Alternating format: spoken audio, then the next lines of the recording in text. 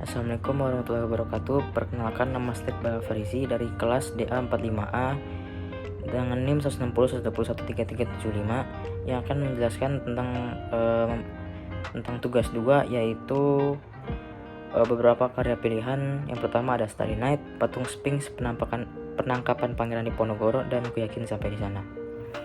Karya yang pertama akan saya bahas adalah berjudul Starry Night yang dibuat oleh Vincent van Gogh pada tahun 1889. Karya Vincent van Gogh ini dibuat dengan media kanvas dan tinta minyak. Lukisan ini dilukis dengan kesedihan dan depresi atau emosi yang dialami oleh sang pelukis sendiri.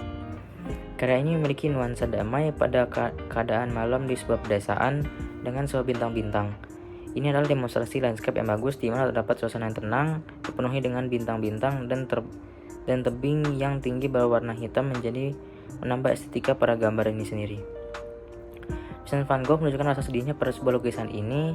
Starry Night menyuguhkan keindahan sekaligus juga kesedihan yang haru yang dialami oleh sang pelukis.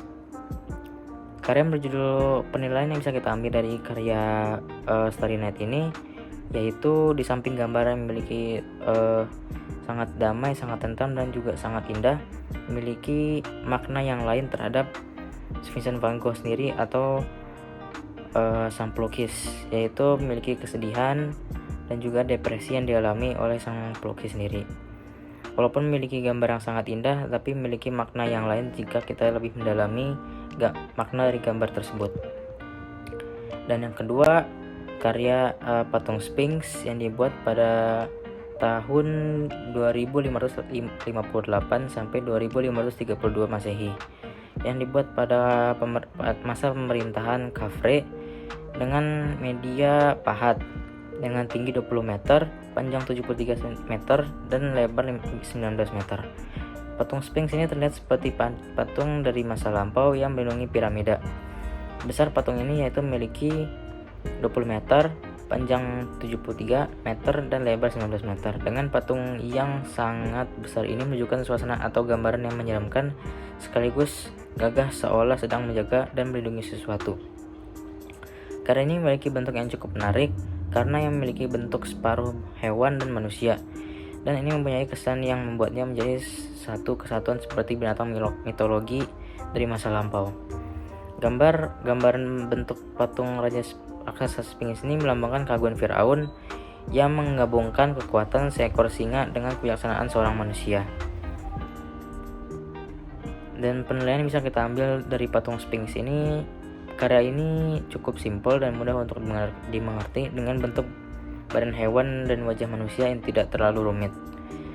Terdapat banyak makna-makna atau pesan yang dapat disampaikan secara rumit, namun tetap menarik dan memiliki pesan yang untuk orang-orang yang melihat dari karya ini.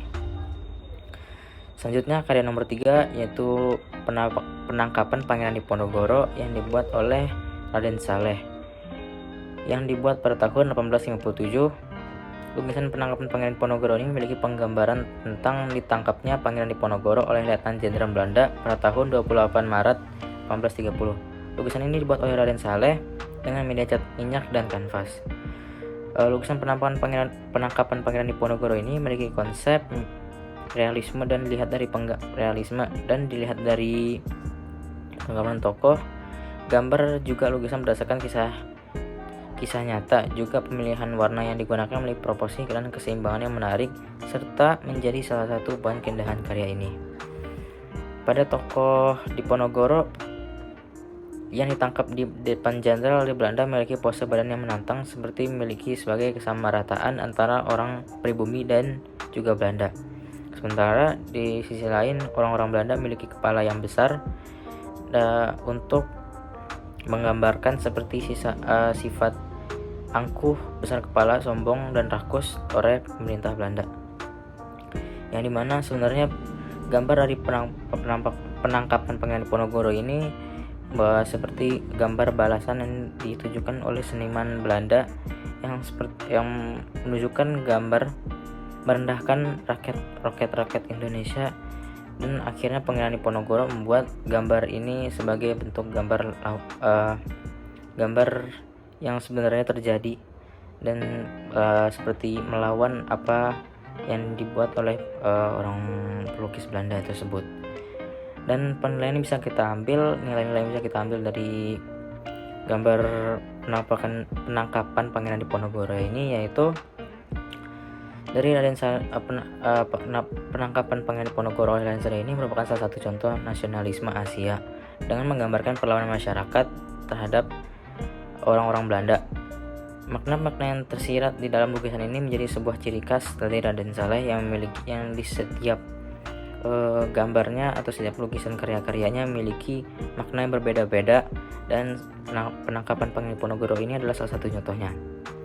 Dan karya yang terakhir yang kita bahas adalah Yakin Sampai di Sana yang dibuat oleh Nyoman Nuarta pada tahun 2012.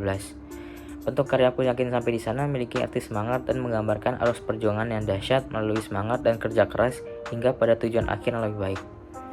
Dalam karya ini memiliki warna yang dominan hitam, memiliki sebuah pusaran lingkaran yang semakin kecil dan semakin mengerucut pada suatu tujuan, yang makin lama semakin jelas sebuah arah tujuan atau semangat perjuangan, dan memiliki seperti sebuah gelombang hitam seperti arus semangat atau sebuah arus keyakinan agar bisa sampai di suatu titik tersebut.